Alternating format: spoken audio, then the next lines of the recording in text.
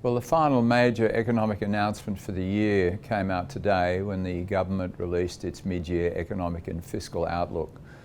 This document revises the major expected budget position for the economy over the next few years.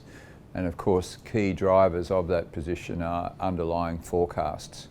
Look, the GDP forecasts were as expected. They had to lower this year's number, 1920, from 2 3/4 to 2 1/4, but they've maintained 2 3/4 next year and 3% in the following 2 years. But the big change came with regard to accepting the fact that the wages outlook is just not going to improve the way the government had been expecting. So for next year, wages growth has been lowered, forecast has been lowered from 3 1/4% to 2.5%. That has a big impact on the underlying fiscal position. We're also a little surprised that they weren't a little more optimistic about the commodity outlook, expecting the iron ore price to get down to $55 by June next year and further lowering the coal price. So what does all that mean? Well, most importantly, it means that they were expecting nominal GDP growth in 2021 to be 3 3/4%. That's been lowered to 2 1/4%.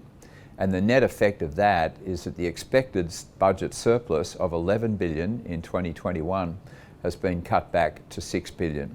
And the expected budget surplus in 21-22 of $17.8 billion has been cut down to $8.4 billion. This is really important from my perspective because at Westpac we've been arguing strongly that the government should consider bringing forward the legislated tax cuts that are legislated to come in 2020, 2021. But that was when the surplus was expected to be $11 billion. It would cost $7 billion to bring half the tax cuts forward into that year, and that was when the surplus in the following year was expected to be $17.8 billion, another $7 billion then. So that would have left a surplus in 2021 of about $4 billion and a surplus in 21-22 of $3.8 billion.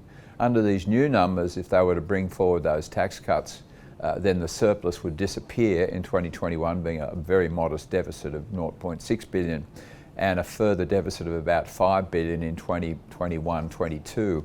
So the government will be set with what I consider to be a major dilemma. The economy is weaker than they were expecting, and ordinarily, if you're getting a signal that the economy is weaker than expected, that should send you a signal that you should be using more economic policy to boost the economy.